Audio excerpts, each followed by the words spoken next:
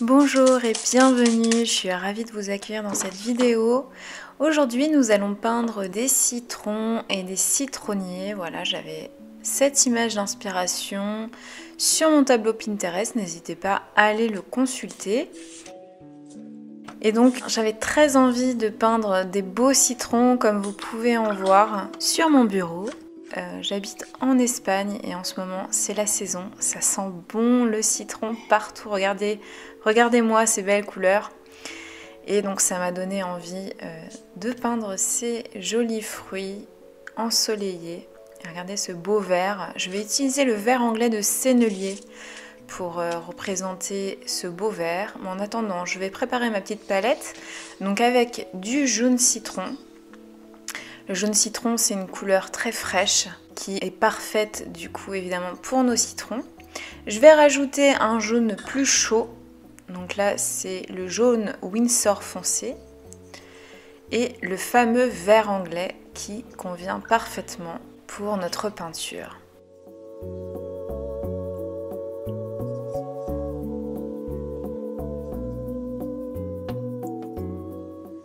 Je vais également rajouter à ma petite gamme de couleurs du vert de vessie et une pointe de sépia pour désaturer un petit peu les couleurs. Donc si on rajoute un peu de noir, un peu de gris ou de sépia à une couleur, ça va la désaturer, elle va être moins vive.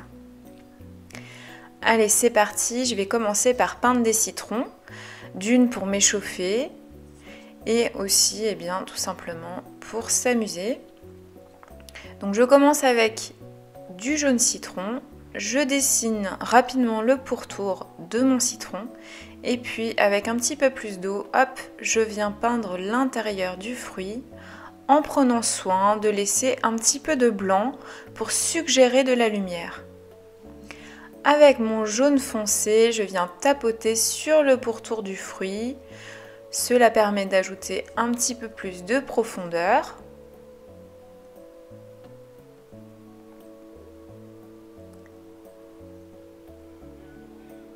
Et puis je viens chercher mon vert anglais. Donc là vous voyez, j'ai mis beaucoup d'eau. On n'a pas une couleur très concentrée. Et je suis venue tapoter donc sur la surface humide. Je vais rajouter un petit peu de sépia dans mon vert anglais. Comme je l'expliquais précédemment, cela permet d'avoir une couleur qui est moins vive. Et je viens tapoter sur ma couleur encore humide pour ajouter un petit peu de vert comme on l'avait vu sur le fruit, sur le citron. Je trouve ça très joli. Et donc là, les couleurs fusionnent puisqu'elles sont humides. Je précise que j'utilise ici un papier 100% coton, donc ça permet vraiment de pouvoir travailler longtemps dans l'humide. Si vous utilisez du papier en cellulose, vous verrez que du coup ça va sécher beaucoup plus rapidement. Allez, je vais répéter l'exercice. Cette fois-ci, du coup, on a commencé par le jaune citron et je vais rajouter un peu plus de jaune foncé. Et je viens rechercher mon mélange de vert anglais et de sépia pour ajouter une petite tige. Je n'hésite pas à laisser les couleurs fusionner entre elles pour avoir un résultat très loose, très minimaliste. Je rajoute quelques grains de sel sur la peinture encore humide pour ajouter de la texture, une texture qu'on peut voir sur les citrons. Donc je suggère ce relief qu'il y a sur les fruits. Et pour ce dernier citron, je vais peindre directement avec du jaune foncé.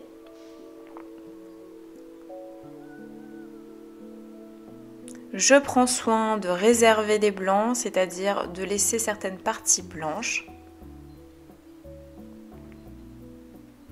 Je mélange mon jaune foncé avec une pointe de sépia pour foncer la couleur et ajouter ainsi de la profondeur. Voilà, je finis de peindre la surface de mon citron avec le jaune foncé. Et puis je rajoute une petite tige verte, un mélange de vert anglais et de sépia.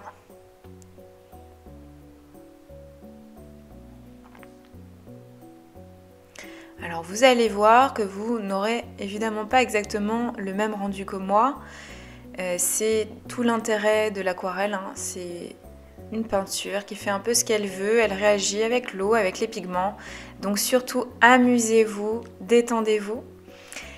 Je viens de rajouter une petite pointe de sépia pour ajouter un tout petit peu plus de profondeur et de relief au niveau de la tige.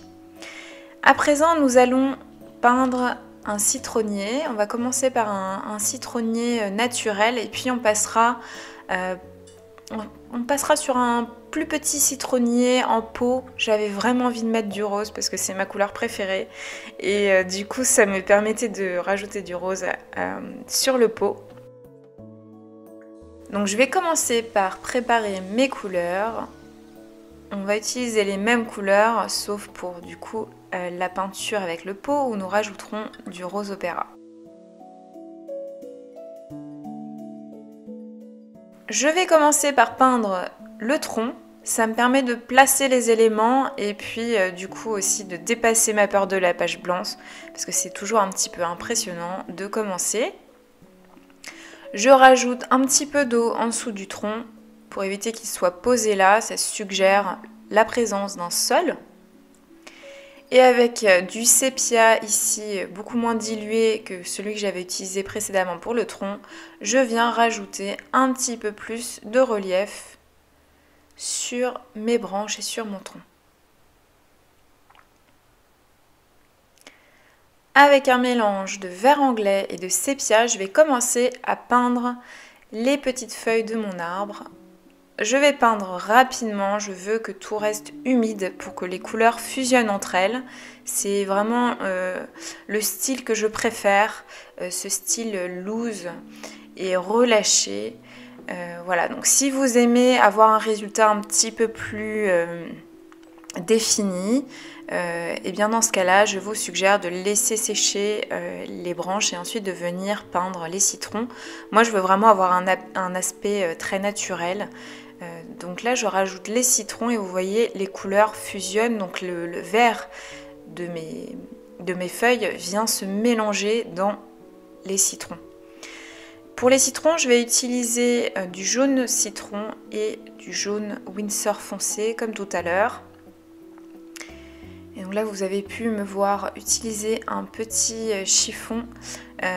J'aimais pas l'aspect du citron, donc en fait, si votre peinture est encore humide et vous venez tapoter avec un petit chiffon, ça va absorber la peinture et ça permet de gommer les détails qui ne vous plaisent pas. Voilà, je vais continuer à peindre les petites feuilles, cette fois-ci avec du vert anglais moins dilué. Vous voyez, il est beaucoup plus foncé parce que j'ai mis moins d'eau et j'ai mis un tout petit peu plus de sépia. Donc ce qui fait que le rendu est plus foncé. Je fais ça pour ajouter de la profondeur. Si on met uniquement du vert anglais très dilué, on va avoir un arbre assez plat, assez fade. Le fait de rajouter une couleur plus foncée, vous allez avoir de la profondeur. Et ici, à l'inverse, j'ai beaucoup d'eau. Ça me permet de rajouter du mouvement et un aspect un petit peu plus léger sur les pourtours de mon arbre.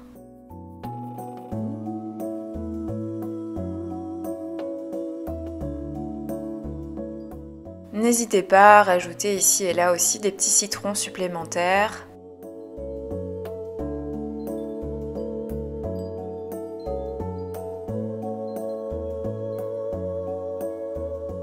Comme vous pouvez le voir ici, j'ai deux pinceaux. En fait, j'ai le pinceau pour les feuilles, donc qui est chargé de peinture verte, et le plus petit pinceau pour les citrons. Ça me permet comme ça de pouvoir vraiment faire fusionner les couleurs parce que c'est quelque chose que j'aime particulièrement. C'est un des rendus de l'aquarelle que je préfère.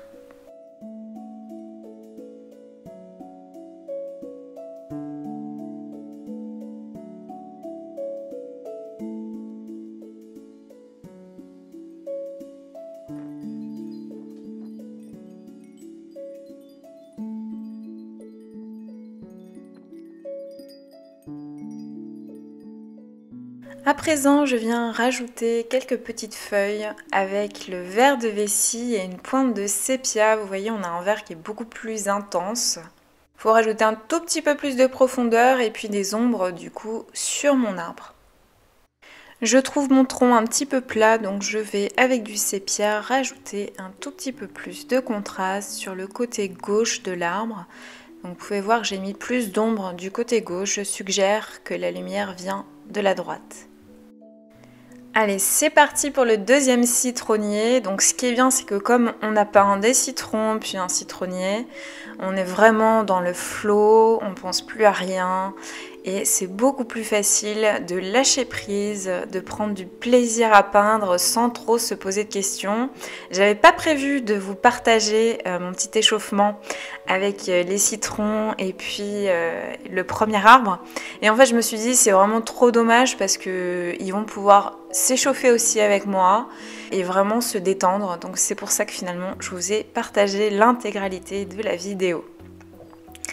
Donc je commence à peindre le pot avec du rose, donc un rose opéra très dilué ici dans de l'eau.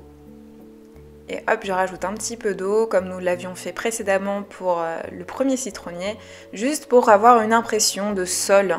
Voilà, et puis je vais continuer à peindre les pourtours de mon pot. Donc ici j'ai rajouté une pointe de sépia à mon rose et hop, je rajoute également la fin du contour du pot.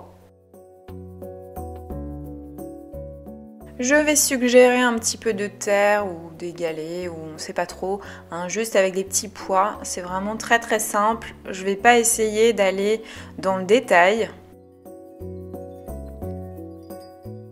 J'intensifie encore mon mélange avec un petit peu plus de sépia pour ajouter des ombres, pour éviter que le résultat soit trop plat.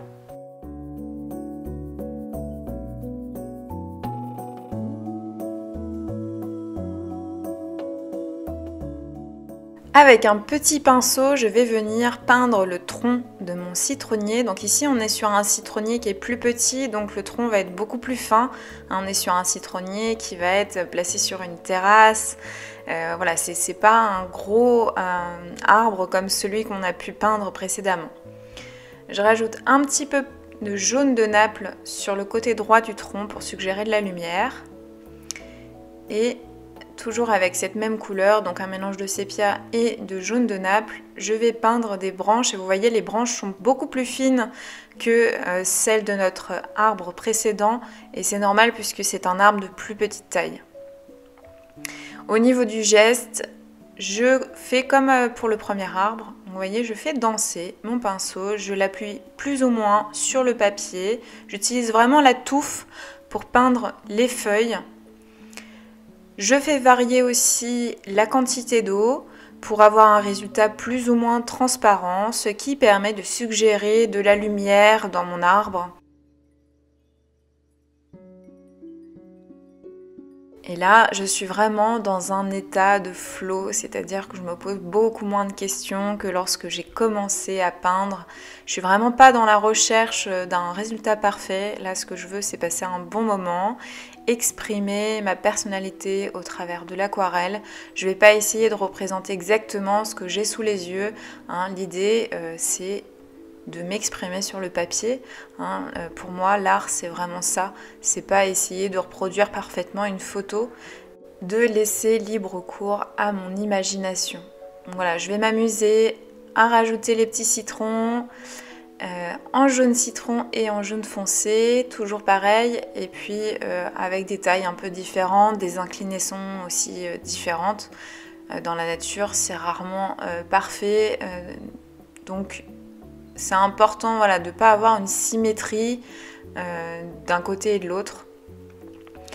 Précédemment, j'avais utilisé un verre de vessie. On voit hein, qu'il est beaucoup moins vibrant, beaucoup moins saturé que le verre anglais. Ensuite, j'ai rajouté du verre anglais et puis je viens rajouter aussi du sépia pour avoir un résultat plus foncé et ainsi créer des ombres. Et vous voyez, je continue à faire danser mon pinceau. J'appuie la touffe plus ou moins sur le papier et ça permet de créer les traces qui représentent des feuilles. Voilà, j'ai quasiment terminé. Je veux juste vraiment éviter d'avoir une symétrie parfaite d'un côté et de l'autre. Je voudrais vraiment qu'il y ait comme un mouvement de vent ou quelque chose de naturel au niveau des feuilles. Donc c'est pour ça que je vais rajouter un petit peu plus de feuilles de ce côté-là, pour que ça descende un peu plus sur la gauche. N'hésitez pas aussi à bien faire varier la taille de vos feuilles, de mettre des toutes petites feuilles, des plus grosses feuilles. Voilà, c'est vraiment important d'avoir une variété en termes de couleurs, en termes d'intensité des couleurs et en termes d'eau aussi, de mettre plus ou moins d'eau. Comme ça, vous avez un rendu plus ou moins opaque. Voilà, je tapote un petit peu de vert aussi sur le pot.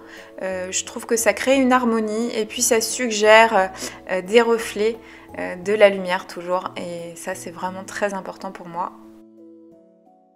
Je sèche mon pinceau pour rajouter un petit peu plus de contraste sur le tronc avec du sépia. Alors là, je voulais avoir un rendu un peu pinceau sec, mais ça n'a pas super bien réussi parce que c'était encore un peu humide. Mais bon, c'est pas grave.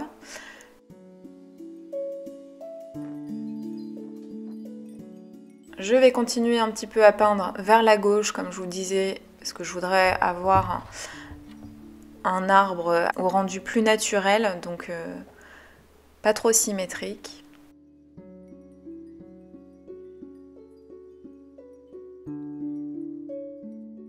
Voilà, et puis pour ajouter de la lumière et de la légèreté, je vais charger mon pinceau de jaune, donc ici du jaune citron, et hop, je viens tapoter sur mon pinceau pour ajouter des gouttelettes. Si vous avez l'habitude de peindre avec moi, que ce soit sur mes tutoriels sur le blog ou que ce soit au travers de mes cours, vous savez à quel point j'aime beaucoup cet effet. Et je vais ajouter quelques grains de sel sur le pot qui est encore humide. Ça va rajouter un petit peu de texture et d'intérêt à ma peinture. Voilà, j'espère que vous avez passé un bon moment avec moi. N'hésitez pas à me taguer si vous postez le résultat sur Instagram ou sur un autre réseau social. Je serai ravie de découvrir vos aquarelles et puis je vous dis à très bientôt.